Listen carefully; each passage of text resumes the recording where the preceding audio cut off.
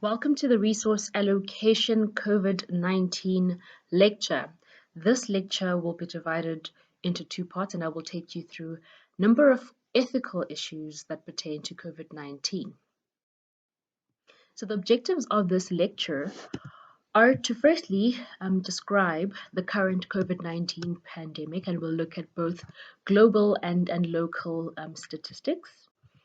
And then we will discuss resource allocation during the COVID-19 pandemic. So we'll look specifically at three things under this discussion of resource allocation. The first is, which COVID-19 patient gets the bed? And this is a common question that people often ask. And the important thing is, though, in this question is how should the allocations in fact be determined? We'll look specifically at the South African context. However, the principles that we will be discussing are applicable to other countries. And then we want to discuss whether it is ethically justifiable to prioritize COVID-19 response or to allocate more resources to the COVID-19 response plan while limiting or seizing certain health services. And this will be specifically focused in South Africa. And then finally, we want to look into the future and imagine a period where there is a vaccine and discuss briefly how the vaccine should be distributed in a way that is equitable and fair from a global perspective. We will look briefly at some statistics and background information on COVID-19. Now, I am aware that HSS2 students would be very well aware of this information. This is just only for foundational purposes, and for me to not assume that everyone understands some of the basic information that pertains to COVID-19. So COVID-19 is essentially a topic of discussion that was based on a novel coronavirus that was detected in Wuhan city in China towards the end of 2019. This specific coronavirus has been understood to be zoonotic, and that basically means that it has host ranges that move between humans and animals. However, the host range is not fully understood, and it's unclear where the virus in fact comes from. There's been quite a number of discussions and speculations. However, there hasn't been a specific animal or a specific source that has been identified.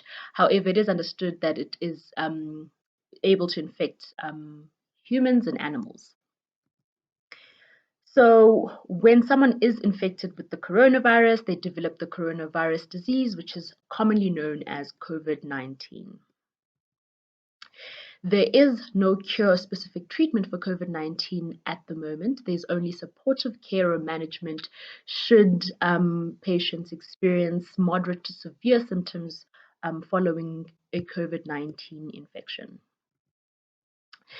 And there is no vaccine for the novel coronavirus yet. There are a number of contenders, which I will present to you in the next part, that are working on a vaccine. However, there hasn't been an approved and implementable vaccine at the moment.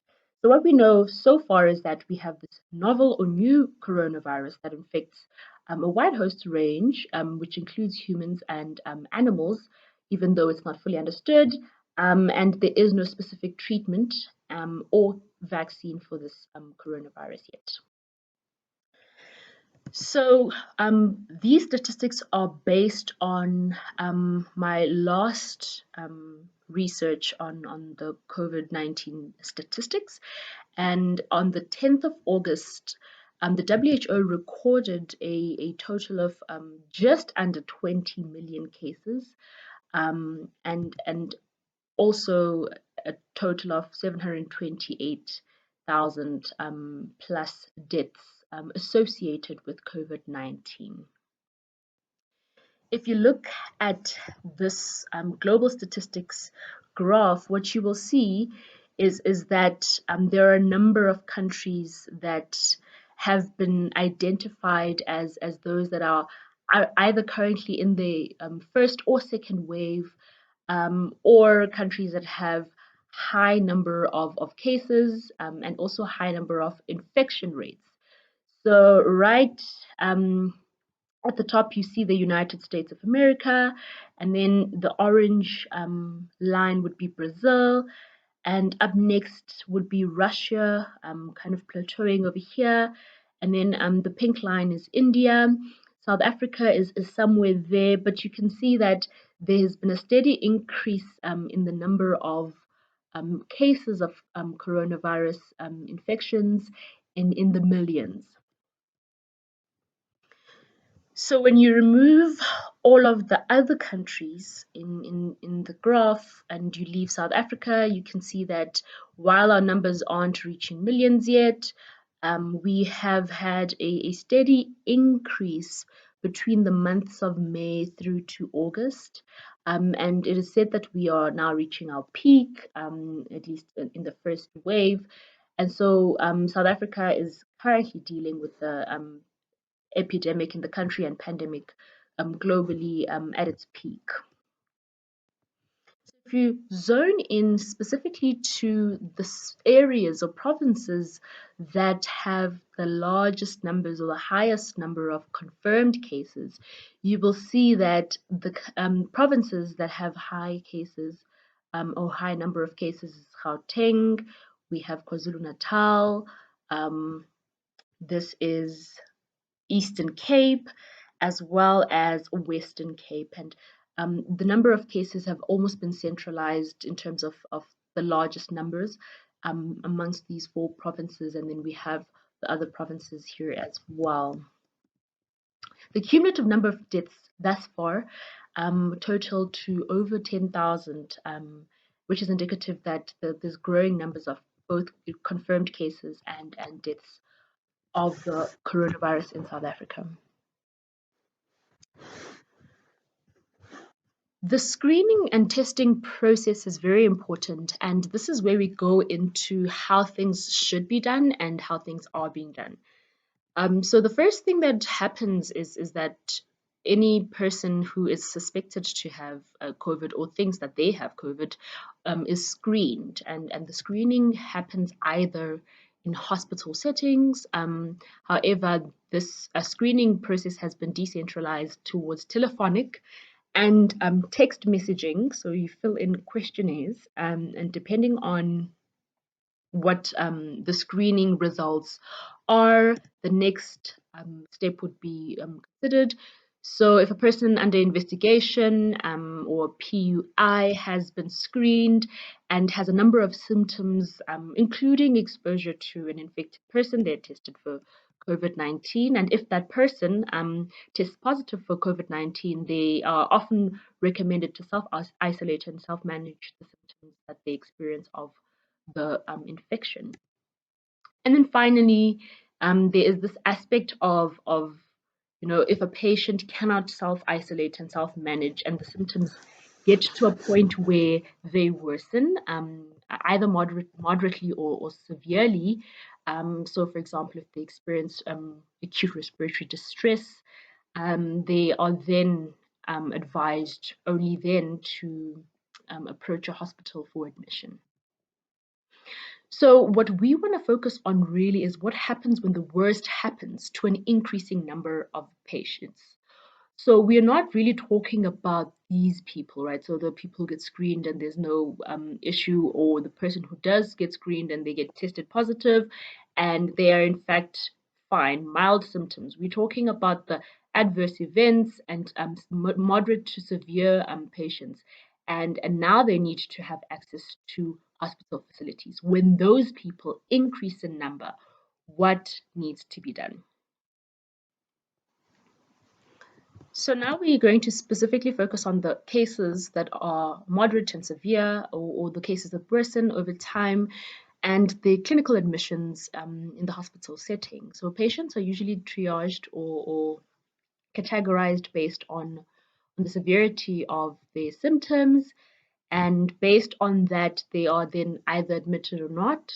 And some of the factors that are considered in the triage process are symptoms, of course, such as temperature, respiratory rate, and heart rate of the patient.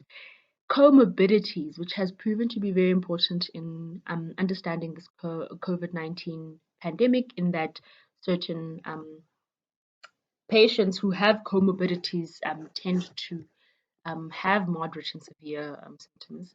So comorbidities would include things like diabetes and other heart diseases or cardiovascular diseases. And age. Age has proven to be important, and it is important to note that while in other circumstances it may be considered that age, you don't want to apply a ageism as a factor for consideration to allocate resources. However, it is important to recognize who are the most vulnerable people in the groups of patients who present in the hospital setting. And it has been determined that people who are over the age of 60 years old are more vulnerable. And so that's how age is then justified as a factor to consider when patients are triaged. And then mental status. It is important to consider the mental status of the patient as well as the other symptoms as they are being triaged in determining who is allocated resources in the hospital setting. The clinical management of COVID-19 has been fairly simple. So based on essentially the severity of the symptoms of COVID-19, patients are then allocated beds should they need hospitalization, ventilators, and other supportive management. It is important to note that the ventilators have proven to be quite important in this process, given that obviously the COVID-19 virus affects the respiratory tract, and so there is a need for increased access and uptake of oxygen in COVID-19 patients' bodies. Now, the process to de-isolate a COVID-19 positive patient or someone who has recovered from COVID-19 rather is that after you test positive, 14 days after that, a person who had mild to moderate symptoms may de-isolate and therefore effectively obviously a social distance, but re-enter into spaces because they are no longer infectious, as well as the research has shown that people tend to recover from COVID-19 within 14 days.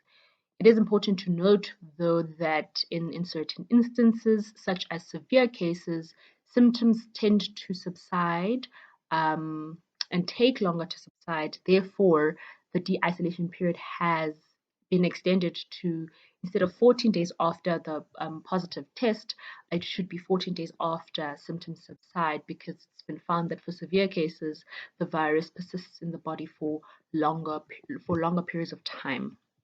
Now, what we've done briefly is to give you background. This part was purely for background purposes. And I know that, of course, most of you may be aware of this, so this was kind of like summarized version of information that you already have access to. But this is very important, specifically when we're dealing with what allocation processes must be applied based on ethical basis to understand why certain people get beds and why certain people do not get beds. And so what we'll do in the next part is discuss this in depth and answer some of these questions.